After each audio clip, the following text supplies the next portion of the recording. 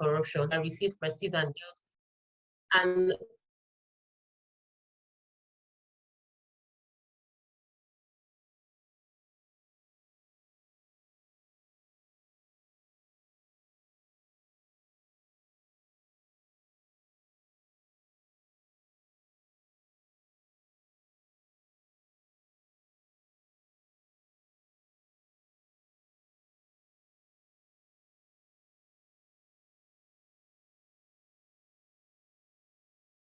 NGO corruption and the responses from stakeholders.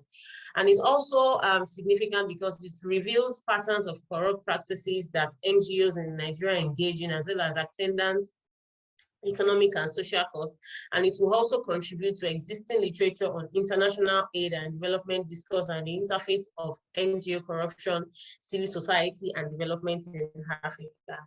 The research methodology will be qualitative, exploratory, and descriptive in nature, and the data that will be used will be collected through secondary data sources, including newspapers and media reports and databases published between 2015 and 2021, and the data will be content analyzed using in vivo 11. So as I said earlier, the study is a work in progress. So from the preliminary findings here, we can see news headline where we have here that says 3 NGOs arrested excuse me, for mismanaging 4.5 million naira meant for people living with HIV.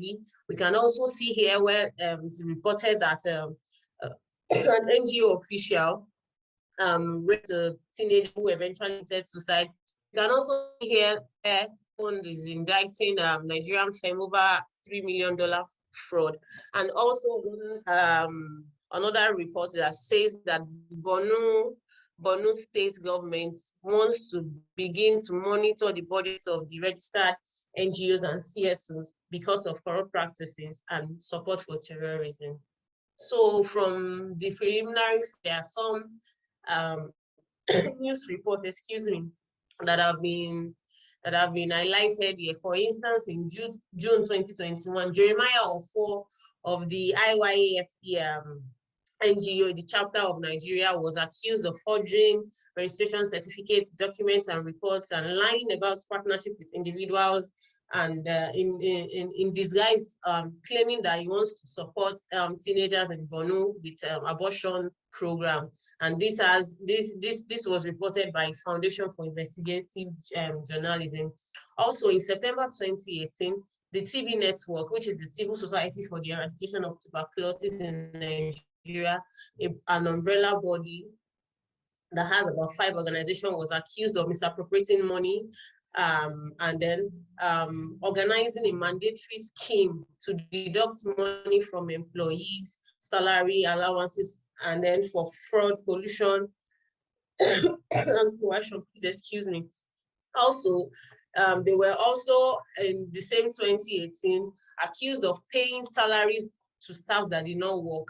In 2018 as well, Hope Worldwide was accused by MTN of conspiracy, of fraud, and misappropriation of funds meant to procure drugs for people living with HIV/AIDS. In 2016 May, Yakubu Gowon Center was also accused by Global Fund of illegal transfer of funds outside the country, extra budgetary, undocumented, unretired expenditures, and mismanagement fees. Society for Family Health in the same 2016 was accused of unretired expenditures and admin charges.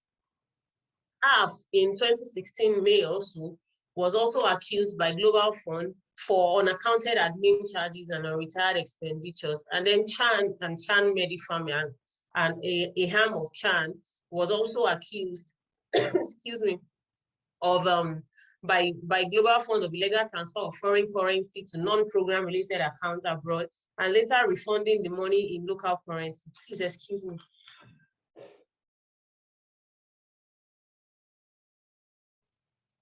They were also accused of weak procurement and logistic management, which resulted in inflation of prices and overcharging on distribution of products, and then on expended amounts on training. From this preliminary finding, excuse me, we can see that The pattern of corrupt practices include excuse me, non-compliance and breach of obligations, false claims, lack of transparency, misappropriation, collusion, coercion. Please, could you excuse me for a few minutes? Will you like to maybe take a few minutes? Sorry.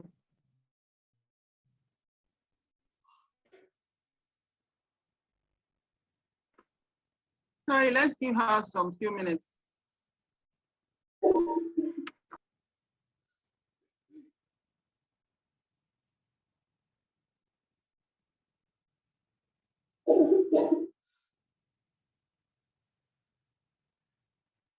I'm so sorry for that.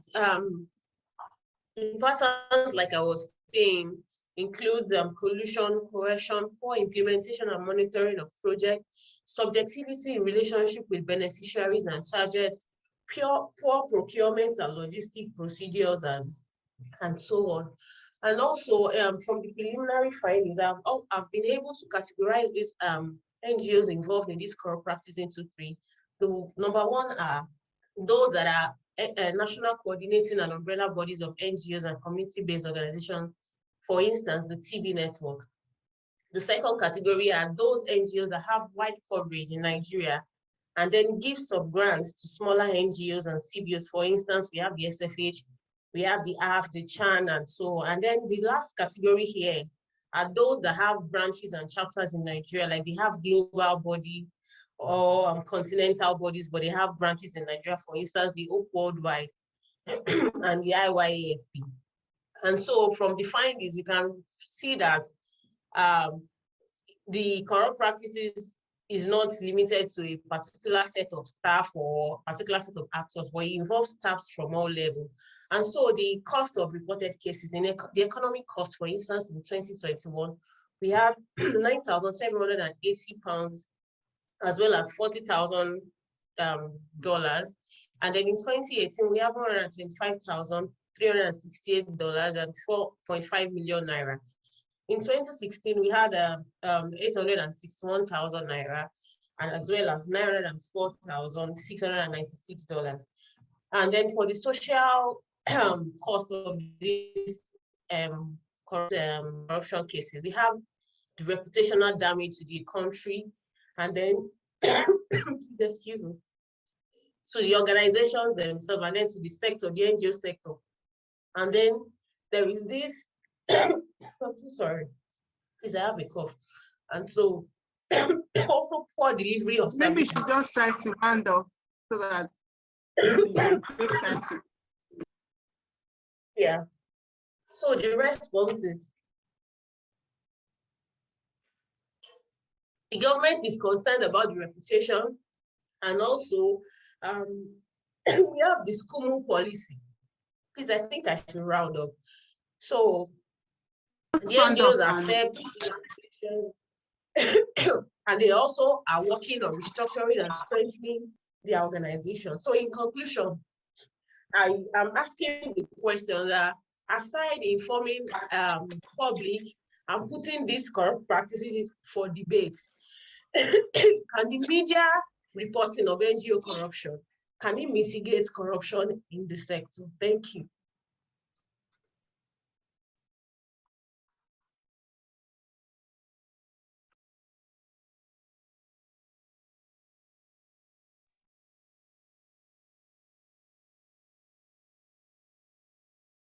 Okay, thank you. Ayomide Adebayo. Yes, thank you very much. Okay, so as I said, we have two presenters available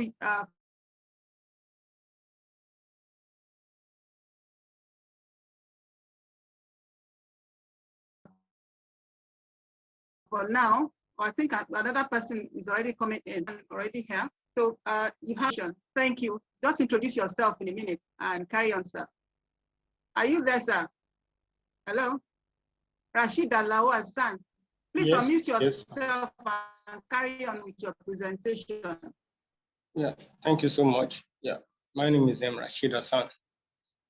I am here to present on the topic reconsidering mob justice in Nigeria, the securitization policies of Oduduwa People's Congress and Bakassi Boys. I'm going to give a brief introduction, then I will give a concept theoretical framework, then I'll talk about the mob justice actions of the two groups, and I'm going to give the conclusion. So the growing concern about Okay, insecurity. so please introduce yourself in a minute and then carry on with the presentation.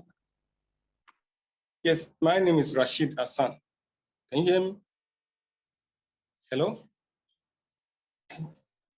Hello? Hello?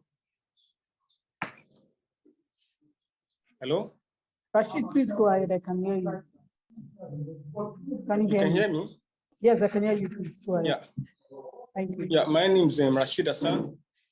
I am here to present on the topic reconsidering mob justice in Nigeria, the securitization policies of Oduduwa People's Congress and Bakassi Boys.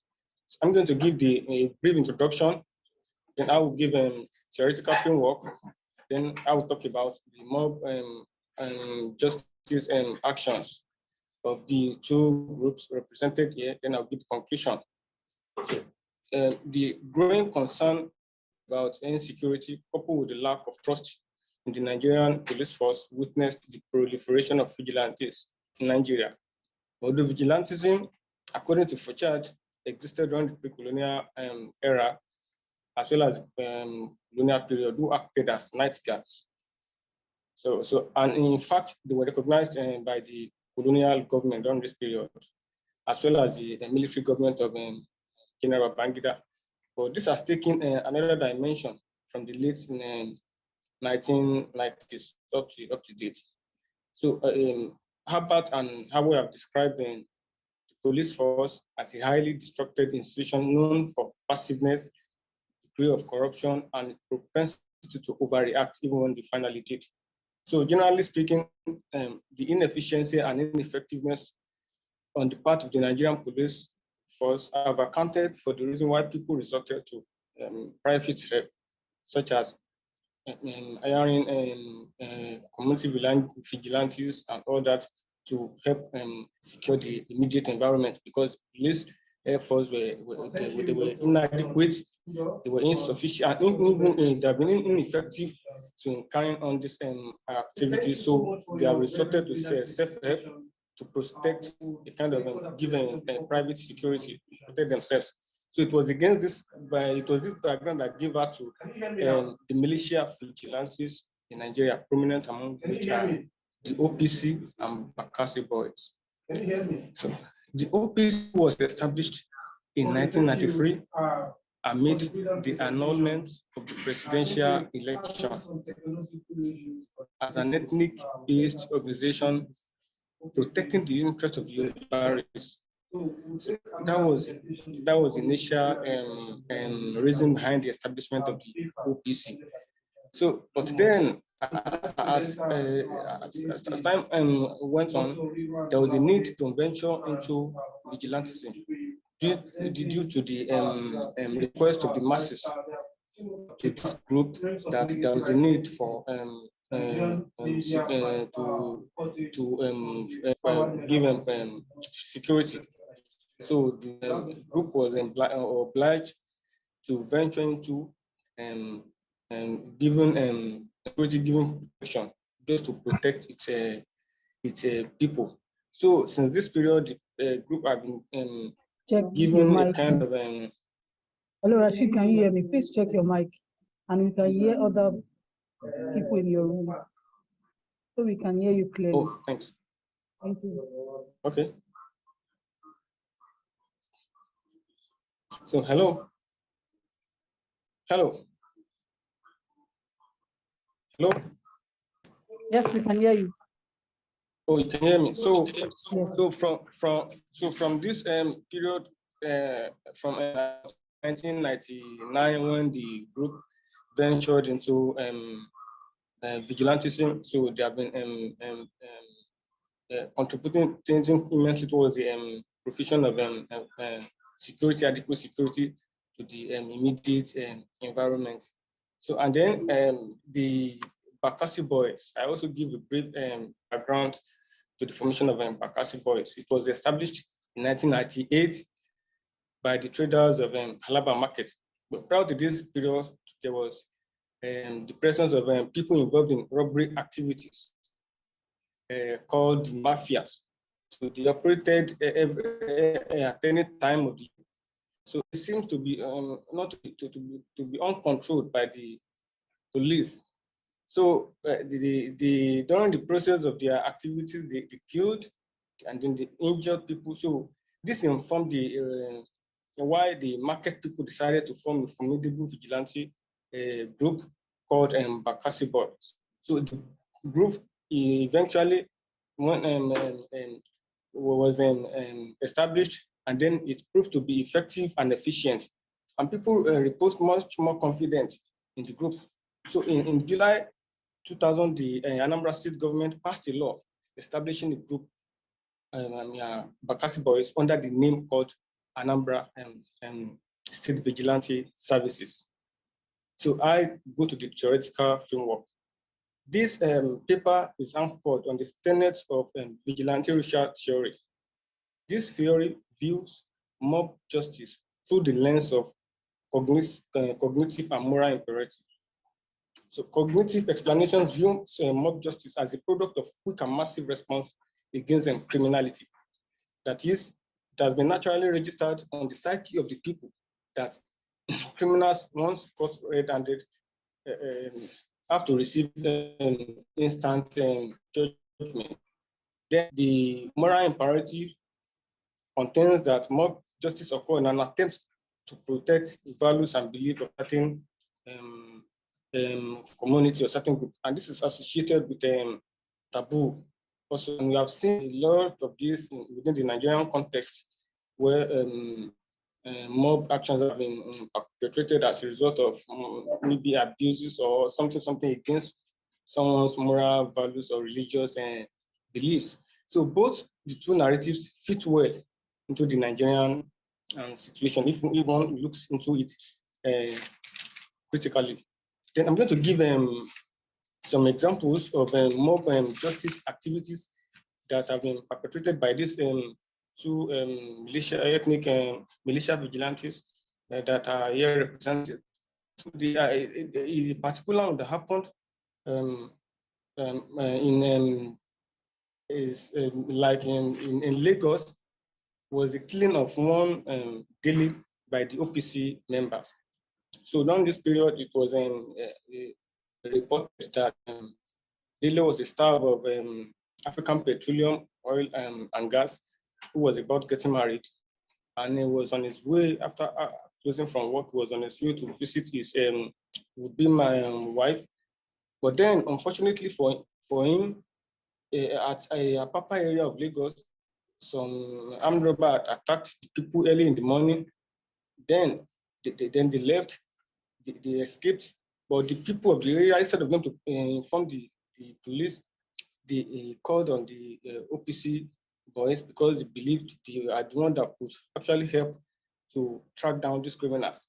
So because unfortunately for Dele, the armed robbers that came were dressing on suits, and then Dele was also coming from office, but was also putting on suit and tie. He was mistaken to be one of the armed robbers. So he was never given the opportunity to explain himself, to defend himself. And then he was publicly executed just a few days to his wedding. So again, one of the mob actions of the OPC was in 2002. They engaged in a confrontation with some two there was this arrest of two boys. So two boys. So and then hello. Hello. We can hear you, please go ahead. We can hear you. So early in 2001, the OPC invaded Ijaraba, and then arrested one You are listening. Carry on, please. We can hear you. So I arrested one and two suspects, one outside guy and one another non-outside man. So they were accused of stealing. The other guy was accused of stealing, while the outside man was accused of buying stolen properties. So the man that was arrested of accused of stealing was publicly executed, while the outside man was beaten thoroughly, and then his properties were set ablaze. So the same thing happened in 2002 when the OPC revisited the area and then carried out what was regarded as genocide against the Hausas that were living around that area.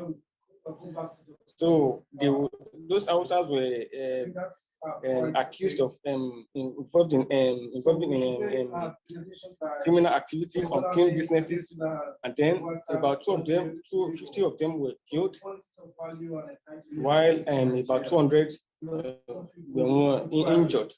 So then at about year 2000, the OPC arrested also accused of 419. Was just an accused, and then he was not given the opportunity to defend himself, and then subsequently he was beheaded publicly.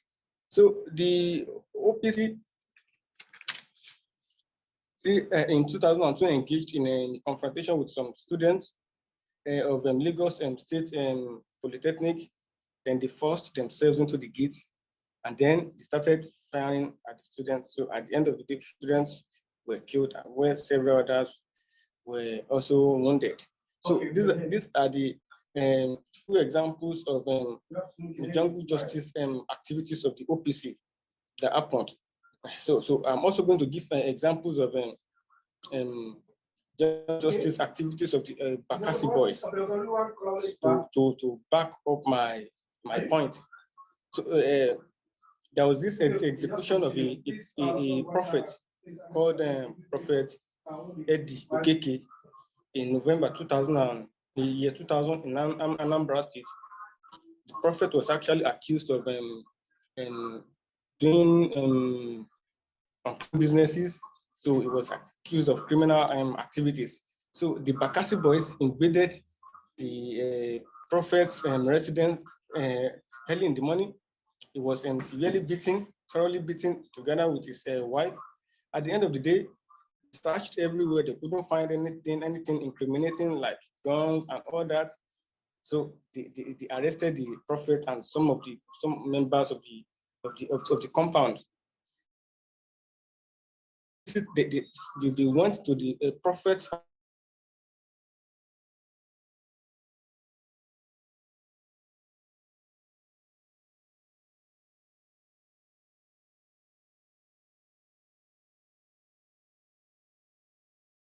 to Bakassi boys, the relatives, the father and every other persons.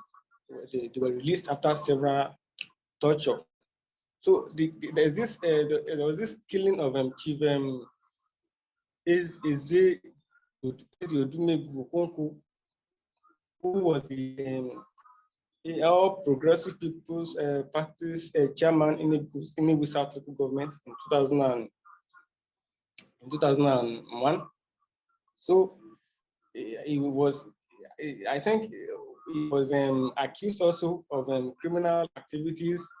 They had tried, using the police, but the police couldn't find anything incriminating. They invited him, other thing, but nothing. They couldn't find anything. So later on, the Bakassi boys intervened, and then they bombarded his house, and then went away with arrested the man, and then subsequently the man was publicly executed. So the same thing happened to Mr. Ifeanyi Ibegu. He was also a member of a leader of the All People's parties in Anambra State, and in year 2000, he was arrested on the allegation that he was not supporting, he was attacking the activities of the Bakassi boys, and then that of the state government, and then he was arrested, and then he was severely tortured for several days, but he was lucky to have been released after several attempts by the family members. So these are few examples of the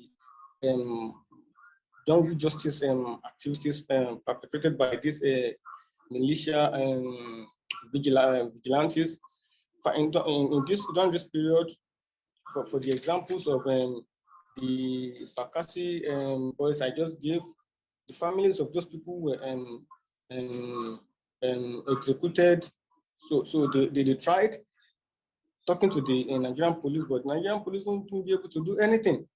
So they tried, even they went as far as approaching the state government, even as far as the National Assembly. But then there was nothing they could do because it appeared they wielded enormous powers. And then given the fact that the state government also they got approval to operate under the state government. So when the state governor was interviewed about the happenings of this, he denied, but then it happened. So this paper concludes by recognizing the roles played by the masses during the process of mob action. Although the above militia vigilantes have enjoyed, have employed jungle justice as a way of meting punishment to suspects. This contradiction to fundamental human rights act have evidently been fueled by the masses. The mere fact of the mere fact of the presence of the crowd during a mob action will mean an approval. Also, there have been cases in which the crowd involved in stoning a suspect or acted as suppliers of tools used in carrying out jungle justice, such as tires, cutlasses, petroleum products, machetes, etc. So, in a way, what I'm just trying to say is that the masses have also played a role in carrying out jungle justice actions. So if the militia vigilantes are to be blamed, I think the masses also have to be to share from have a share of this blame, because they have always been a kind of source of inspiration to these Thank you, people, Rashid. Can you please round up?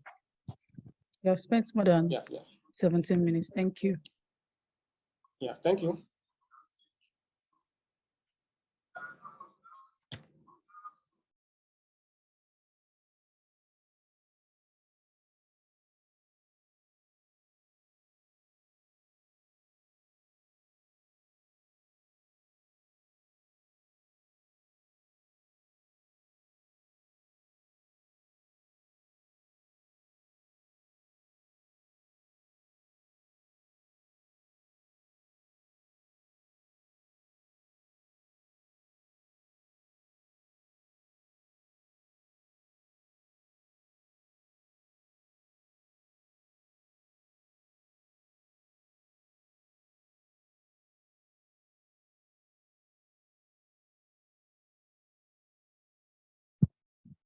Rashid, can you hear me?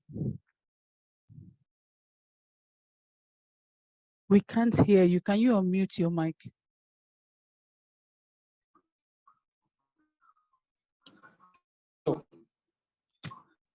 Hello.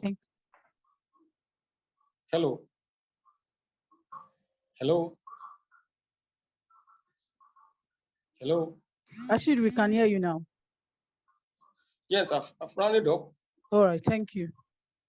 Yeah, thanks. Prince Senesi, please, can we have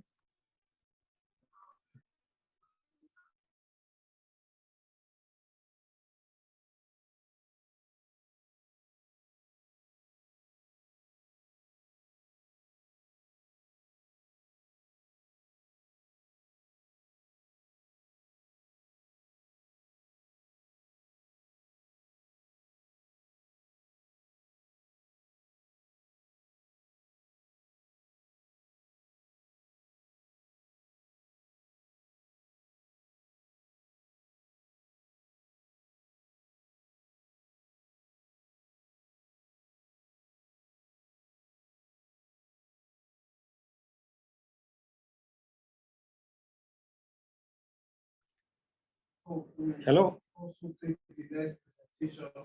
Hello? Tennessee, can we have you now? Can you hear me?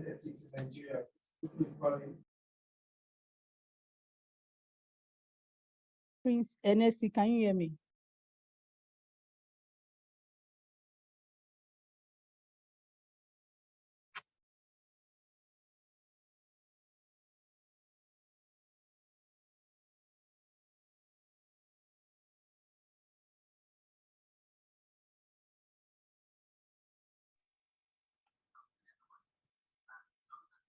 Rashid, can you hear me? Yes, I can hear you. Ayomide, can you hear me? Yes, I can hear you. Okay, Prince NSC, can we have you now? Can you hear me? You can hear me, but we can't hear you. Your mic is not showing. Please check your microphone. We can see you, but we can't hear you. So please check your microphone.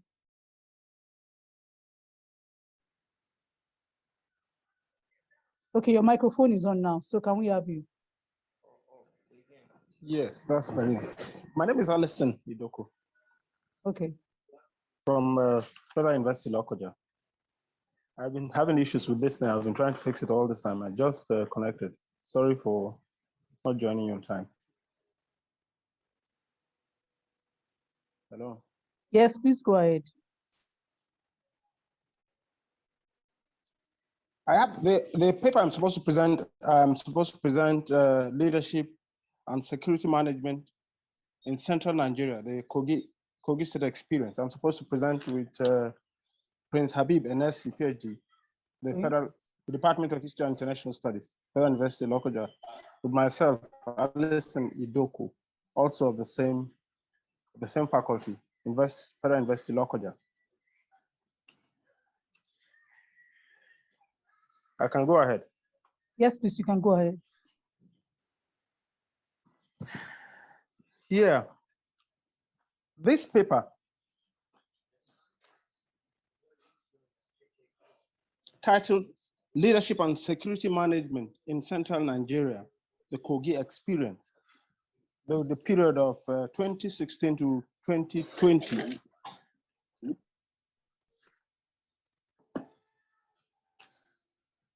We try to examine the proliferation of security challenges across Nigeria, specifically Kogi State. The insecurity, though it's not new to just Kogi State, it's an emerging issue. It's everywhere. The security challenges, the kidnapping for ransom, the herdsmen, farmers herdsmen crisis, the Boko Haram element crisis, and then this emerging trend, the pastoralists, the crisis the pastoralists are beginning to, the new challenges because of the influx of the pastoralists looking for greener pastures for their herds and having very serious issues with the farmers, the natives, and the locals. The crisis the states are facing, we want to examine specifically these issues and to see whether the governors of these states, these 36 states of the Federation, what has been impeding they are taking care of the fundamental objective of governance, that is the provision of security and welfare. Whether it has a constitutional clog or whether we have a challenge of mere political will, so to take care of these security challenges. But we look at the constitutional issues here. For instance, the deployment of the use of force, that's deployment of military, deployment of police. There are issues on the Constitution because the Constitution provides that the deployment and engagement of security, the Nigerian police, the Nigerian army, is an exclusive reserve of the presidency. The Constitution did provide that The governors are chief executives and chief security officers.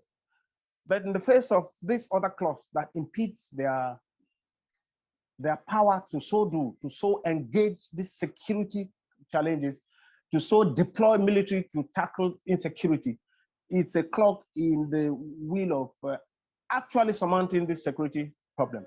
But we'll try to look at Kogi State and to see whether there is any difference in the governors trying to surmount these challenges, these constitutional challenges. It's obvious that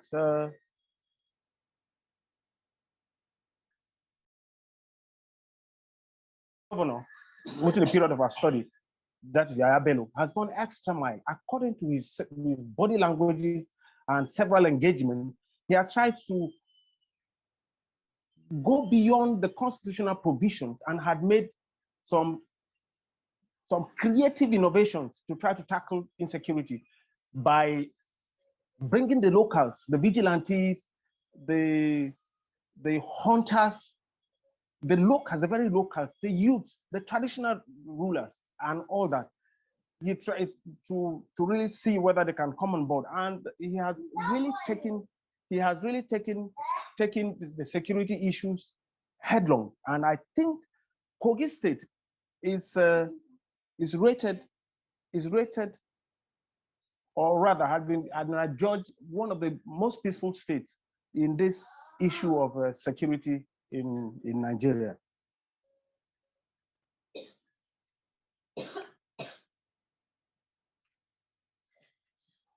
Hello. Hello. Are you true, sir? I can hear you. No, I'm not true. I'm not true. This paper, anyway, presented thematically using the secondary source in their reconstructions, we argue that the leadership style actually is the key to security management. I think it has to do with the style of leadership. In spite of the security, in spite of the clogs in our documents, I mean the fundamental principles, that's the Constitution, in spite of the clog that is embedded in it, that is the use of force, the style, the leadership style here, I think is paramount. And I think you can see it's exemplified in the approach. Sorry for that. I think I've finished. Thank you very much, sir. Sorry, I've been having network problems. I've used all the internet facilities around, but I don't know. All right, thank you. We were to have 5 presenters and we have 3. So thank you. I don't know if we were able to capture any question in the chat while my thing went off. Do we have any question? No, I didn't see any. Yeah. I didn't see any anyway. I didn't see any. Okay. All right. Ayomide Adebayo, are you okay? Are you okay now? Yes, I'm Are you there? Thank you. Okay, all right. Yes, I'm here. Okay. I don't know how we should go about this now. We're supposed to feed questions and try to see. Okay, from the panelists, do you have questions for any of the papers? I think there was a question in the chat to Rashid. The person is asking, would your research delve into the official and non-official reactions of the then Obasanjo's regime to the exploits of both the OPC and the Bakassi boys? Okay, that's the first one. Yeah, I think that's the only question. Okay, so did you catch the question, Rashid Hassan? Yes, I get it. Okay, can you respond to that, please? Oh, yeah. Actually, generally the official reactions of the Obasanjo regime and Obasanjo himself as a president was that he objected vehemently to the activities of these groups, never wanted them. So that's that is the official reaction. But the non-official reaction is that later he tried through body languages and all that to embrace or encourage the activities of the OPC. So and this other group, but specifically the OPC, but officially he didn't want them, but unofficially they want them, and then they use them even on official locations and all that. You see the member of OPC acting as ushering the occasion, acting controlling traffic and all that. So that is my take. Okay. Okay. From your title, sir, you say you are reconsidering of justice in Nigeria, and then you are doing the securitization politics. Could you explain what you mean by securitization politics in regards to these two case studies or these two organizations that you are looking at? Can you hear me, sir? Yes, I get you. So if yes, what is securitization politics? Actually, is just a of how the two groups have been involved in security how they have been involved in providing to the immediate environment, and how these in the process of doing this, how they have went beyond the boundaries by perpetrating what by perpetrating things that are said as against fundamental and human rights. So that's just the what I mean. So how sorry, you know, I'm asking. What I'm asking, sir, is that securitization is a theory on its own. It's a whole big set. So, I mean, are you just it in layman way, or you are using it in political science research, for political science research? Because you are looking at a big concept. You are looking at mob justice, and then you are looking at securitization politics. So I'm saying that you need to draw down what do you mean by securitization? How does it apply to your work? And how does to two organizations that you are looking at? Because at least at the time, all the period I was there, you get examples of where mob justice activities or action happened. But considering that securitization is a big thing, I was expecting you to maybe tell us more along the theory you are used, your methodology and things like that. Would you like to? Yeah, thanks. Yeah, thanks so much. Actually, I wasn't looking at it from the as a concept. So, and the theory, I actually gave a theory. I don't know whether you listened to that part of the presentation. So where I talked about the vigilante racial theory. So that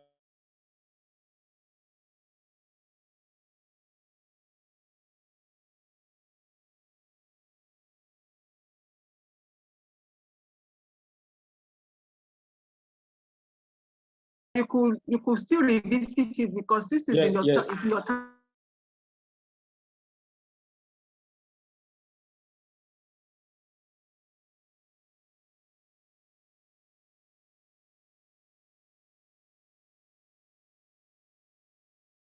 Title. We have because if you have it in the title, the expectation would be to give the concept. You actually want to look at it. Yes, to look at the concept and see it, and because it's a theory on its own, a big theory. So you can just repeat it, sir. All right, Thanks. Thank you. Is there any panelist that has maybe a question for any of the papers?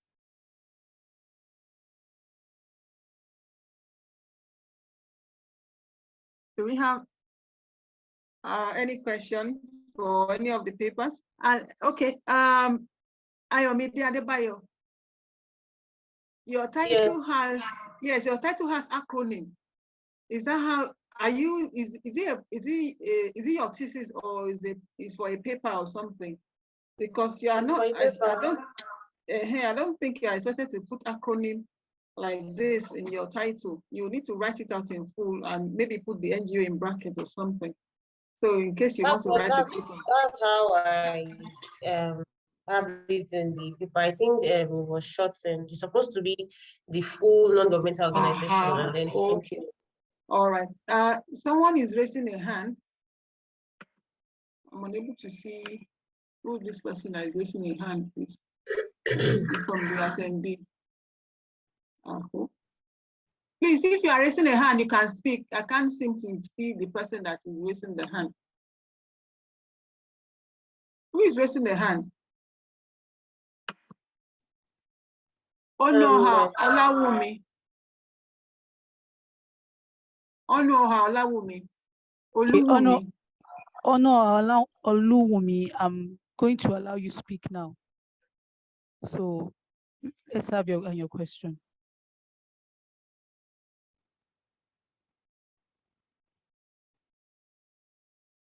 Please unmute.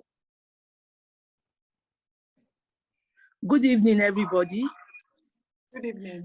Yes, great job, all the presenters. But I'm really interested in what Ayomide Adebayo presented, because I work with an NGO. And I know that when you talk about the corruption, it is on a twofold.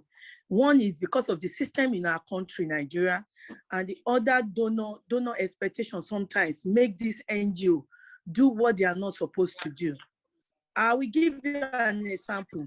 You are working in a community where is a rural community, and donor is expecting you to bring a receipt for transportation that place. They will demand for receipt. You are buying food from a local vendor because the goal is for you to use the community people to procure things from them in order to empower them. And this woman you are buying things for does not have a receipt. And it's now for the NGO now to go and do receipt, which in a way it can be manipulated. So sometimes the expectation from the donor too make them, I'm not making excuses for them, and I'm not saying that it's right to be corrupt, but then some of their system too, their policy make NGO to do what they are not supposed to do. And on the policy of Nigeria too, because the corruption comes from hub. When a donor is coming to Nigeria, don't come to the NGO directly. They go from the maybe NACA, those from the policy up. They don't just enter your country and come and work with an NGO. They go through the system, Lagos State Action Aid for AIDS control. They go through all these people. And if they want to work with people living with HIV now, they are asking you, we want to spend 20,000 for a child. They will give you, government of Nigeria sometimes give you figure that is not real. They may tell you they have 1 million children living with HIV. By the time those people bring the money and they start looking for them, they'll discover that all the people looking for living with HIV that are children are not even more than 100. I'm just giving a figure like that. I'm not saying that's the figure. So if you look, and now the government will not want to return the money. NGO now will not want to return money. They've seen money. They will not start manipulating. So this thing is from up. Before it gets down, it's from up. It's just for the country, even as we're saying the country is corrupt, it's to all sector. So those are some of the things that is affecting the NGO sector. Thank you. Amide, thank you. Thank you very much. Yes, ma'am. Do you want to respond to what she has said? Not responding. Actually, still what she has said as still within what you are doing. Yes, because in the part where I think I wasn't able to present all of the things I wanted to present, but in the part where I was talking about the responses of the NGOs themselves, the NGOs themselves agree that these allegations are true. And then, for instance, the TV network also mentioned something like that, saying that they justify their actions by saying that the scheme is as a result of trying to sustain the organization, and then the money that they are being given is not compensating enough, or is not adequately compensating the work that they are doing. So they try to manipulate things or try to go out of their way to find a way to compensate themselves. Okay. All right. Thank you. Do we have any other question in the chat or in the question and answer? Do we have anything else? Or is there anyone raising a hand? LSA, please. Is there anyone raising a hand? I can't see anything from here. Please just allow me. Okay. She had All right. Thank you. asked a question. Thank you. All right. Thank you. The Kogi Leadership and Security Management in Nigeria paper, sir. You are looking at Kogi. I didn't hear you from the beginning. So you are looking at Kogi. How many regimes or how many administrations? Let me put it, how many administrations are you looking at, sir? You are muted, though. Please unmute.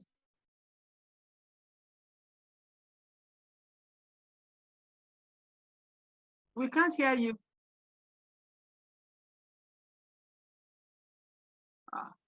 You can hear me now? Yes. Yes, You sir. can hear me now? All right. We can I'm hear looking you. at the administration of Yaya Bello. That's on 2016 to 2020. Okay, that's the only one you are looking at. Yes, that's the only one I'm looking at. Okay. All right, thank you. All right. Which other one? We have looked at the mob justice person. Do you have any other things you want to, maybe you didn't have time to talk about while the time we give you, because we still have some time. So is there any other thing you want to say? The panelists, please. Any of you, is there anything you want to tell us that you didn't have the time to tell us then?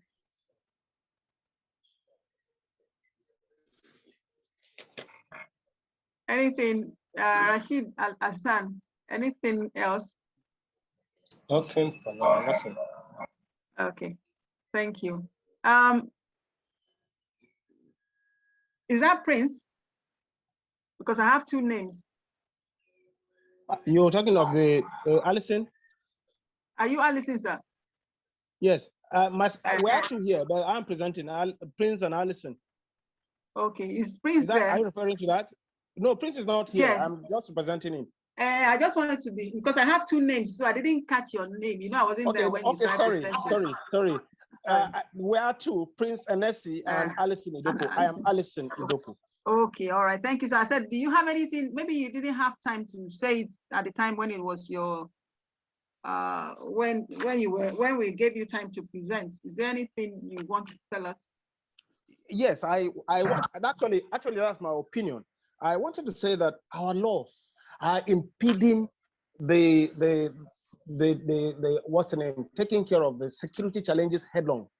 For instance, we have a Boko Haram element all over the place. We have kidnappers all over the place, and then the laws is that there are rules of engagement. These people come to a village and disseminate everybody.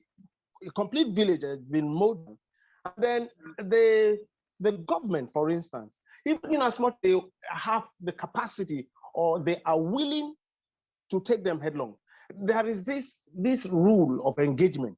I think we have to revisit or review these rules so that we can really tackle insecurity. The headsmen, bandits, this issue of nomenclature. They say, for instance, the repentant Boko Haram elements or repentant bandits reintegrated into the society. It will not. It shows the people who are ordinarily law-abiding to try to see that there are gains in being an outlaw. So I think we will have to revisit our laws, and then so it will be in line with the realities of our time, because the criminality has evolved from what we used to have. Our laws hitherto was taking or trying to curb criminality because of the trend at that time. Now the trends and the emerging trend in criminality has completely what I would say digitalized. I think our rules, our laws also should be digitalized, refashioned, reviewed to take care of this particular crisis. If not, insecurity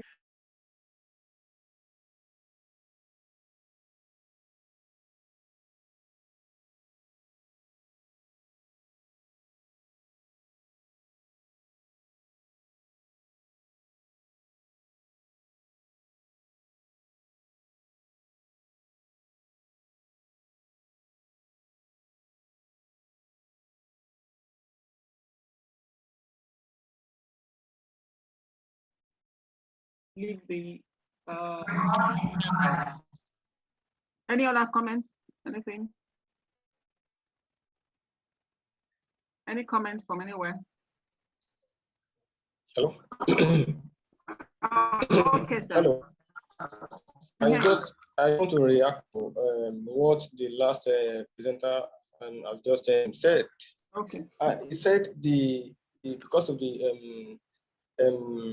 the way in which the local people used to see them, the researchers and all that, when trying to make investigate into the matter, they see them as enemies and all that. So he then said larger percentage of their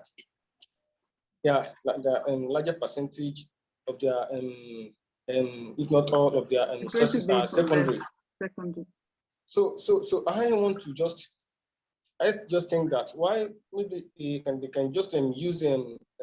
There are some primary sources like newspapers, reports and all that. Maybe I don't know if they are considering that. It will still be. I think that will still be secondary. That will still be secondary.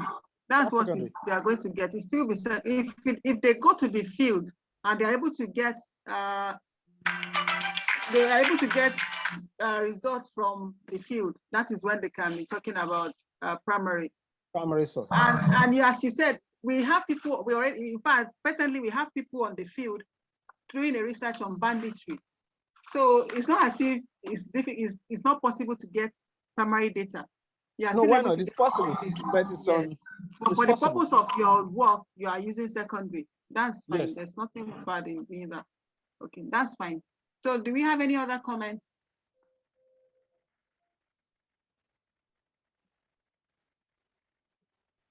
LSA. I'm with you, please. Okay. Since there's no other comments, is it possible to end the session? Yes, please. Thank you all for your time. All right. Thank you so much. All right. So thank you, everyone. Thank you to the panelists. We appreciate you.